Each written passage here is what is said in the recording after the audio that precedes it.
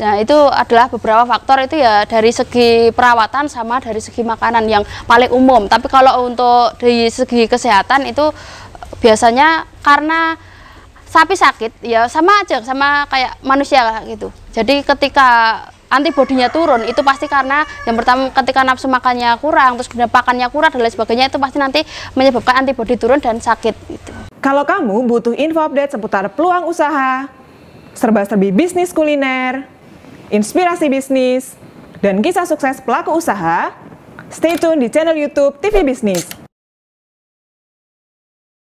Video ini dipersembahkan oleh Dikemas Rumah Kemasan, Your Creative Packaging Solution.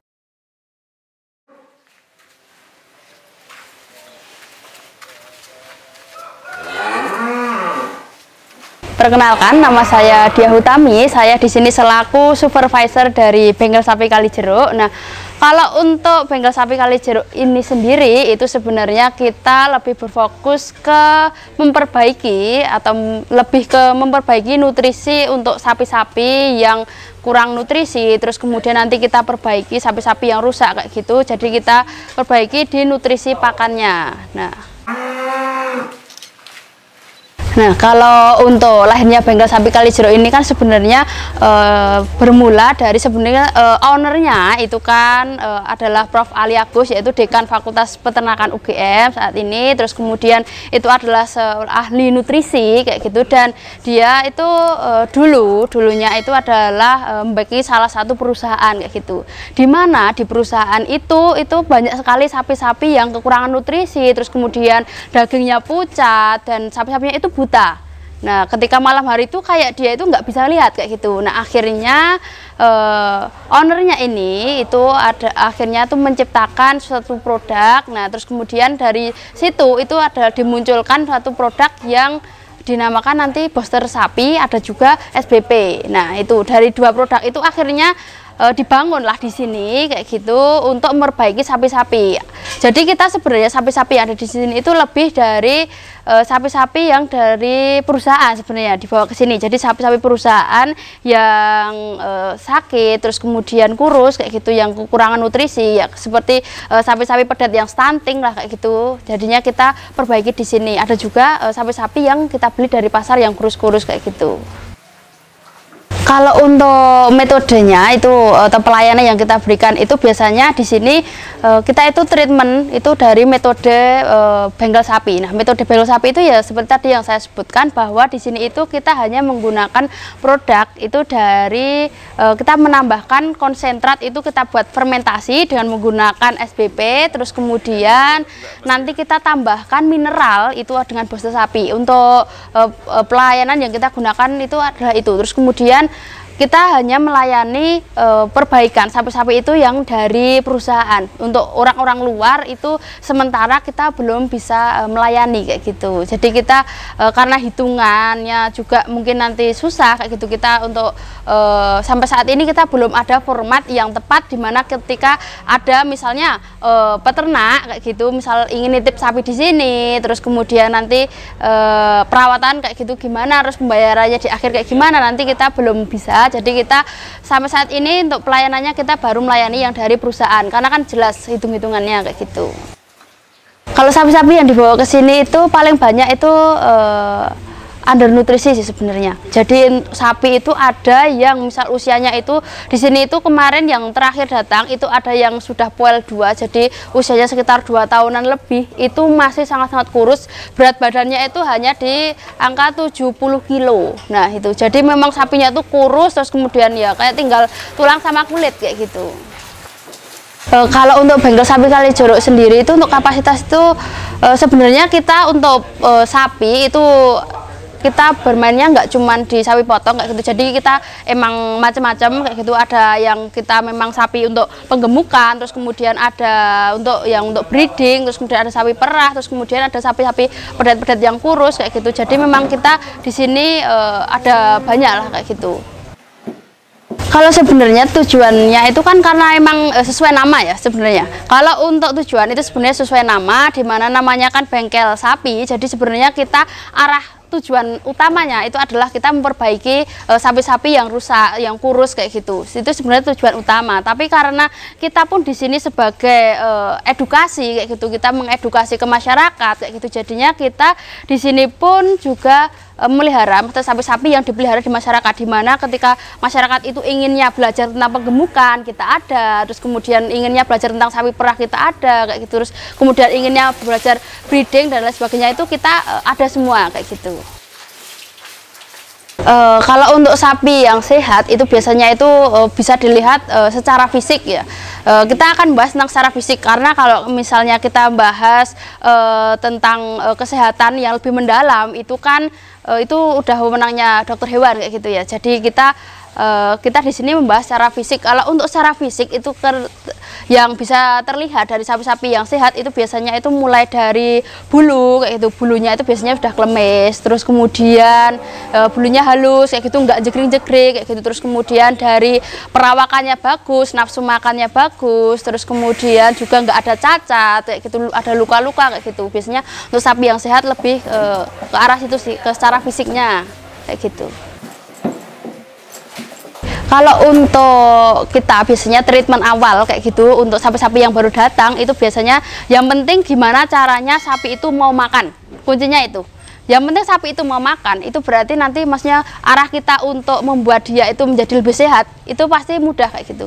Jadi intinya yang pertama kita buat mau makan, terus kemudian treatment di awal biasanya kita berikan tempe. Jadi tempe daun itu biasanya 1 minggu awal kita berikan tempe daun, itu tujuannya nanti biar pencernaannya itu bagus. Terus kemudian setelah itu nanti kita juga ada beri tambahan jagung rebus, dimana jagung rebus kan kandungan energinya tinggi kayak gitu. Jadi untuk pemulihan itu di awal 1 minggu awal itu kita berikan jagung rebus juga agar dia cepat meningkatkan nafsu makan, meningkatkan untuk berat badannya juga kayak gitu, untuk di awal kayak gitu. Terus kemudian setelah itu kita berikan konsentrat seperti biasa, kita berikan tambahan konsentrat fermentasi dan juga tambahan booster kayak gitu di awal.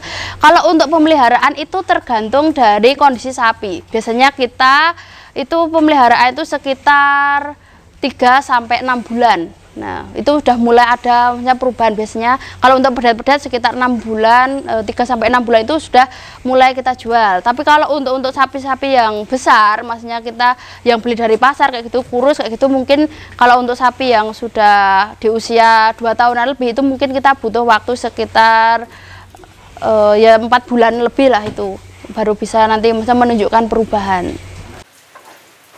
Ya, kalau dari sini kita itu biasanya lebih mengedukasi kan, mengedukasi yang pertama ketika ada orang yang datang ke sini biasanya mereka akan belajar gimana metodenya, gimana caranya untuk memberikan makan kayak gitu. Nah, di situ nanti kita kalau ingin mengikuti metodenya bengkel sapi, baik itu mau untuk penggemukan, untuk memperbaiki sapi-sapi yang rusak kayak gitu, kita akan arahkan untuk memakai booster sama SBP, dimana booster ini itu tujuannya nanti untuk meningkatkan nafsu makan terutama kayak gitu. Terus kemudian SBP itu kan isinya probiotik, dimana probiotik itu nanti akan membantu mikrobia rumen untuk mencerna pakan. Jadi ketika nafsu makannya tinggi, terus pakannya juga mudah tercerna, jadi otomatis kan untuk peningkatan berat badannya itu lebih cepat gitu. Kalau untuk dari segi biaya itu biasanya kalau untuk membengkelkan sapi kita itu patokannya kayak gini di sini. Kita itu menggunakan untuk 1 ekor sapi itu makannya itu adalah di kisaran harga 30.000. Pokoknya 30.000 ke bawah lah untuk 1 ekor sapi. Itu mulai dari konsentrat, booster dan semuanya. Terus kemudian patokannya kita itu ada pertambahan berat badan atau ADG itu harus di atas 1 kilo.